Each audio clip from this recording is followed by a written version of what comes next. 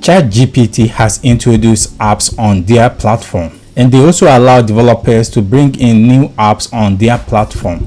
In this video, I'm going to demystify each and everything you need to know and how to use it. And stick with me to the end of this video to see the entire steps. And the way this works is very simple. You first have to locate your ChatGPT website. In this case, type chatgpt.com and hit enter and allow it a bit of moment to finish loading your website. You first have to mention the app or software that you want to use. In this case, I'm going to use Spotify. And after I mention it and type on space, the app will automatically sync with my device. Then now I'm going to give it a command prompt to work on it. And this time I'm going to make me 2 hours relaxing music during work hours. Then I'll proceed to tap on enter.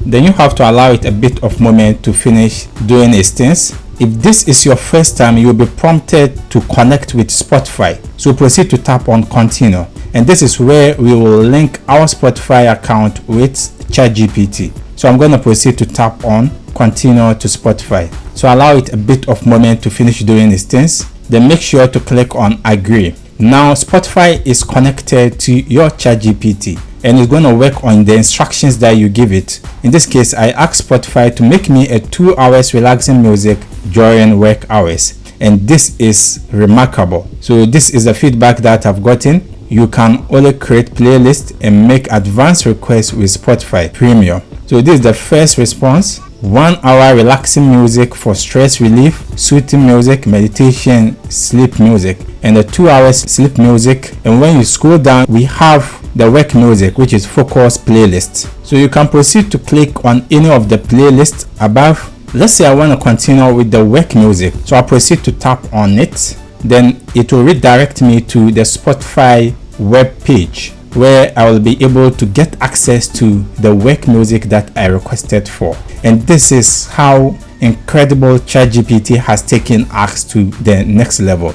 So you'll be able to enjoy your music here by tapping on the play, and that is remarkable. And as if this is not enough, we can also use Coursera here. And for those who don't know Coursera is an open platform where you can take an online course. And to do that, we first have to mention the Coursera, then hit on space, and automatically Coursera app will show. Then I'm going to ask ChatGPT to make me a video lesson about artificial intelligence.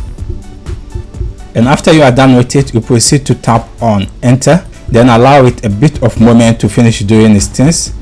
And if this is your first time trying to connect to Coursera, it will prompt you to link it up with your ChatGPT. And I'm going to proceed to tap on continue here. Then allow it a bit of moment to finish doing this thing. Then proceed to tap on connect to Coursera. And now you have successfully connected Coursera to your ChatGPT. And ChatGPT will make you a video lesson about artificial intelligence. And this is how remarkable it is. And it's synced on your ChatGPT. And you'll be able to watch it in real time, or if you are using an extension like IDM, you can be able to download it immediately. So we're going to proceed to mention Canva. So I'm going to mention Canva just like the way we did before. And Canva is already mentioned. So when I try to open the apps, you could see Canva has been marked. Then back in the prompt box, I'm going to prompt ChatGPT to turn this script into 5 slices.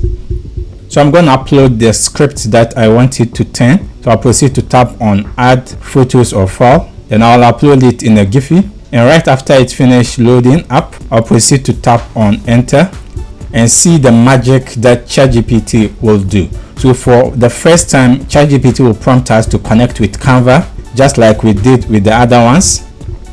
Then I'm going to proceed to tap on connect. Then I'll proceed to click on continue to Canva. And then with this selected, allow it a bit of moment to finish doing its things. And then continue to tap on allow. And now ChatGPT has successfully connected with Canva. And this is now going to be our slice that ChatGPT has generated for us. So allow it a bit of moment to finish doing its things. So our Canva presentation is ready, and the title is why ESU cost extra. This is a Windows script, my previous video script that I uploaded, and it has given me a generative sample of the script, and it turns it into 5 slides. So when I hover my mouse to this arrow and proceed to tap on it, it will take me to the next set of the slides that I am going to work on. Isn't this remarkable? And to make the necessary changes, you can then proceed to tap on the one that you want. So let me select this, and this will redirect me to an interface like this. And up and above on the top right corner, you have this option to open in Canva. So when you proceed to tap on it, it will automatically redirect you to Canva, where you can make the necessary changes that you want. Isn't this amazing? So you'll be able to change the title of the script on why ESU, which is the extended security update, still cost extra. That's for those using Windows 10. And you'll be able to make the changes to each and every slides presentation. And you can see it has actually generated 5 slides in all, and you'll be able to make the necessary changes that you want to each and every element here. For now, this feature is available to those using Booking.com, Canva, Coursera, Expedia, Figma, Spotify, and Zillow. So this is the preliminary apps that ChatGPT is using for this pilot, and I'm very sure in the coming days ChatGPT will bring in more apps and softwares that you can easily get access to it on ChatGPT. If you have any question, you can leave it in the comment section. I might feature it in the next live session. If you enjoyed this video, consider subscribe and give this video a like. See you in the next video.